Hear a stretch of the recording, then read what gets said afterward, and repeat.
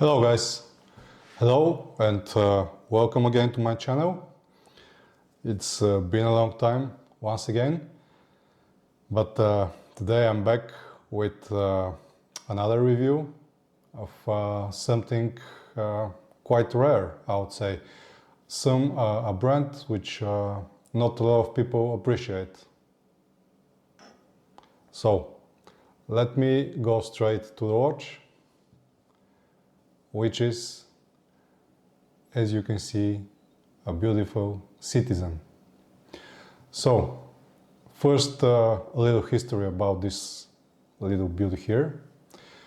This one is known as the Citizen Fujitsubo or Fujitsubo. I'm sorry if I'm pronouncing this incorrectly. But basically this is a reissue of a really old legacy diver from Citizen. I think the legacy diver was dated in the year 70 or something like that. So the story goes that such one diver has been found in the late 80s on the Japanese shores, and it has been covered in barnacles all over, and it was still in working condition. Hence the nickname of this watch, the Citizen Barnacle. So why I bought this watch in the first place? Well, I bought it because I basically needed a beater watch. I don't want to dive with my Omega Seamaster, I don't want to dive with my Tudor, my Breitling, etc, etc. I needed something cheaper. And initially, if I had to be honest, I was looking at Seiko, of course. But some 3 or 4 years ago, I really promised to myself not to buy another Seiko. Why? Because they are getting quite expensive for what they have to offer, and adding to that their constant issues with the quality control, meaning all the misalignment drama with the SKXs, turtles, etc, etc. This really won't let me justify buying another Seiko. So I think it was 4 or 5 years ago I sold my last Seiko, which was the 62MAS. I bought a Grand Seiko just to scratch that Seiko itch. And for the past 4 or 5 years I haven't bought another Seiko. And I feel happy about it. And in my opinion, Seiko deserves that.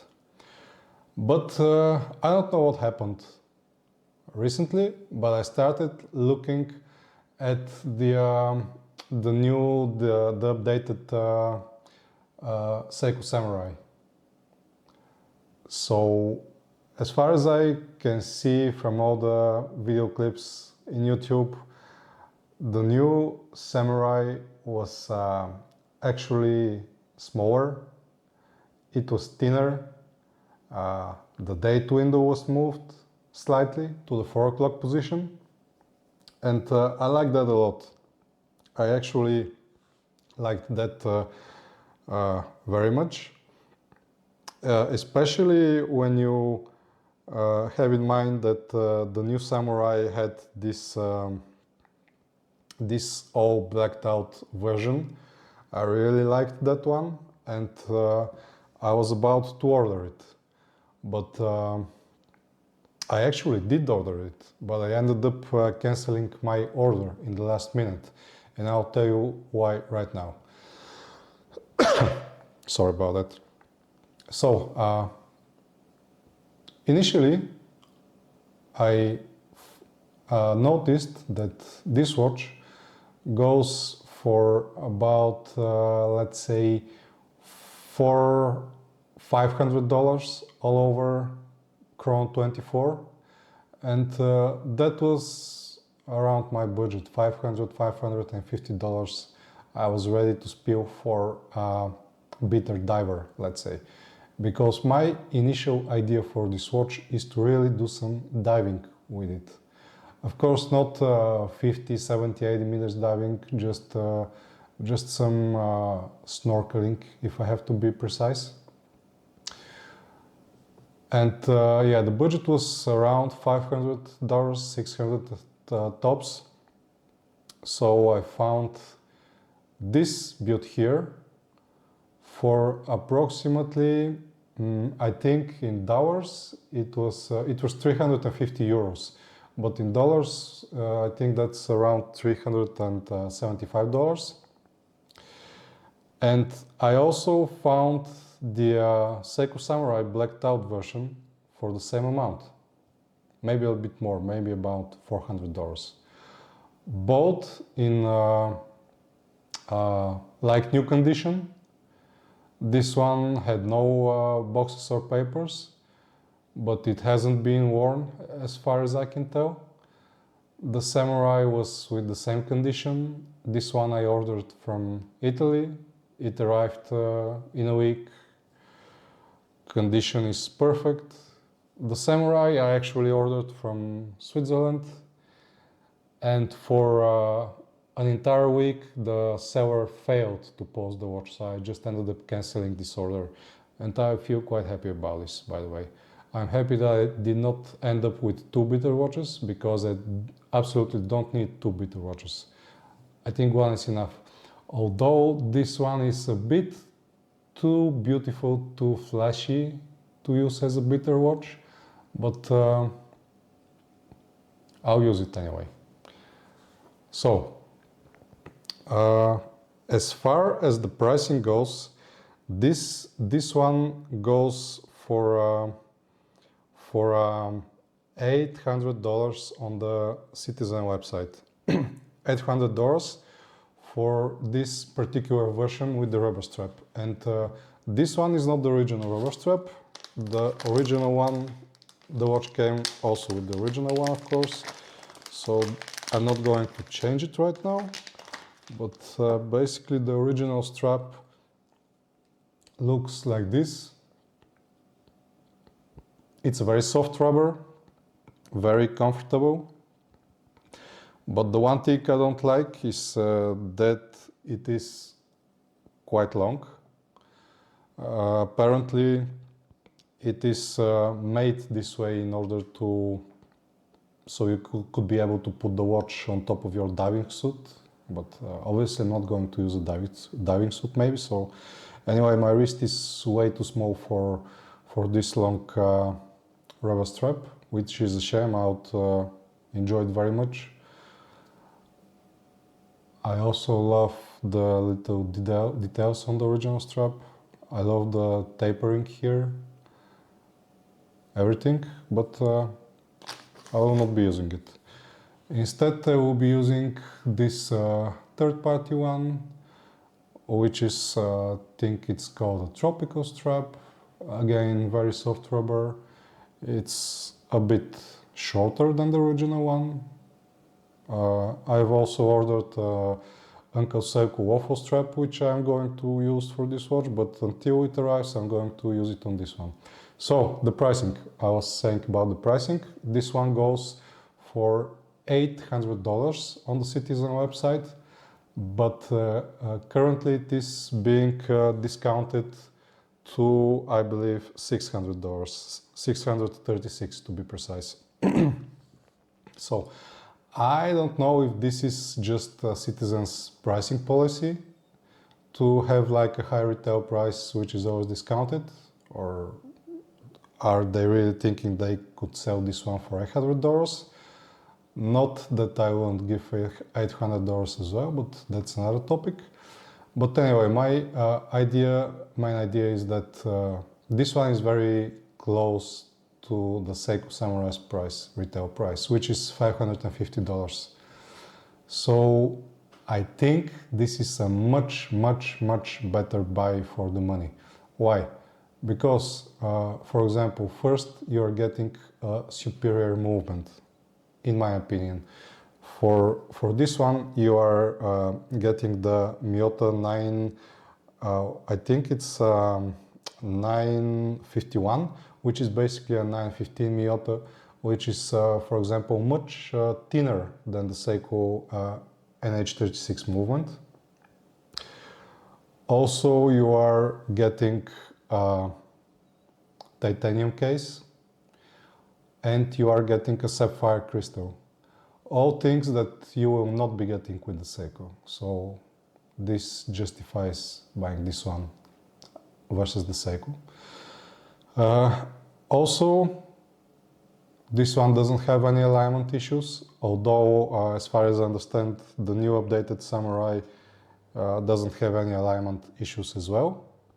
But anyway, my idea, my main thought here is that this is a much better watch than the Seiko Samurai, and probably than at least a dozen other Seikos around that similar price range.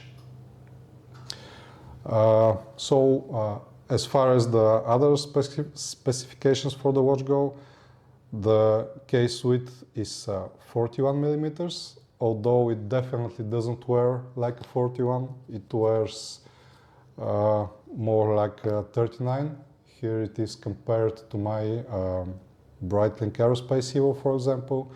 And now I'll put it on my wrist, which is exactly 6.5 inches. So you'll be able to see how it sits on my wrist. It sits actually perfectly right, just like a 39 millimeter watch. Actually, this one really reminds me of my Squall 1521. It is absolutely the same dimensions, I believe. It sits, the feeling is the same, so it's quite similar. Even the crown is similar in my opinion. A lot of YouTubers are they are boycotting this watch just because they feel like the crown is too small. And let me tell you, I feel like the crown is perfect. A millimeter bigger and it would be digging in your wrist. So I really think this is the perfect crown. Also, it is quite easy to unscrew it, to wind the watch, and to screw it back again. So I really think the crown is just perfect. What I don't feel is perfect about this watch is the bezel action. And this is mentioned on almost every YouTube video you're going to see out there.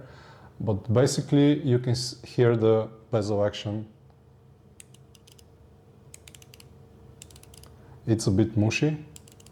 It's a bit quiet, as a lot of YouTubers say. And basically feels a bit mushy is probably the correct term here. Other than that, the alignment is perfect. Everything is perfect. I don't know what the reason for this feeling of the bezel is. I don't think it is the titanium case, just because the Breitling's bezel doesn't feel and doesn't sound that way, as you can hear. But anyway, this wouldn't stop me from wearing, from loving, and from buying this watch, obviously.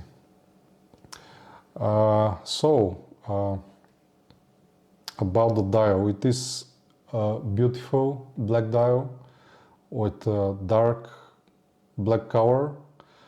The markers are utilizing, at least they feel like they're utilizing the bigger part of that dial.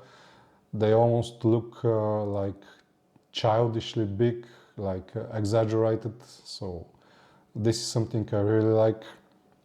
The Mercedes hands, the Mercedes hour hand, it also looks perfect.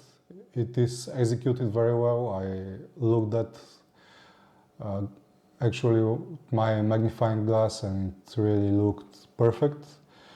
And I really like how there is this portion of the Mercedes hand which is skeletonized, which obviously distinguishes it from the Rolex's Mercedes hands. I really like it, and also of course it feels extremely light on the wrist because of that titanium case. So it is a really comfortable watch. I'm yet to see how it feels wearing it underwater diving, but I don't think there will be any major significant differences. So this watch is also available with a titanium bracelet on the Citizen website. The retail price for the model with titanium bracelet is $1,000, and I'm pretty sure you can get this discounted to like $700 or so. And this particular titanium bracelet looks absolutely amazing. It has nothing to do with Seiko's cheap bracelets with their pressed clasp. It is absolutely amazing bracelet. It has a diverse extension. It has a fantastic milled clasp. It is just amazing. And also for the watch and for the bracelet, Citizen have been using their special titanium cover, which I don't know what is called, but people are comparing it to Zin's titanium cover, and Citizen are calling that super titanium. So yeah, the scratch resistance of that super titanium is very highly rated, up there with the Zin's scratch resistance. Other facts I can say: the watch is 200 meters resistant, screw down crown. What else I was about to talk? Yeah, the pricing I just mentioned, the bracelet. So I think I've covered everything here on this one. Maybe it would be a good idea to compare it to some other divers, but the thing is that I've already sold all my cheaper divers, so I'm only left with this one currently. So basically I don't have anything to compare it to. Oh yeah, the watch is also anti-magnetic. The back of the watch is not a see-through back, as you can see, but it's still quite utilitarian look with that flat empty surface here. So you can only see the Japan movement sign, you can see the serial numbers, the name of the titanium coating, anti-magnetic resistant, etc., sapphire glass, and that's all. But it really is a lovely watch, guys. I wish you were able to see that titanium is really very nice machined. The only thing which differs from the titanium is the bezel, and I have no idea why the bezel is stainless steel or aluminum, but I think it's stainless steel. Probably because it would be quite hard to machine a bezel out of titanium, because Citizen are not Breitling maybe. But anyway, so to end this video, really nice buy, really nice watch. If you ask me, it's worth it even on the retail price, but you're better off, of course, buying it on some sort of discount, on which you're going to find it always, especially on Chrono 24. So this was all from me guys for today, and I'll see you around. Bye.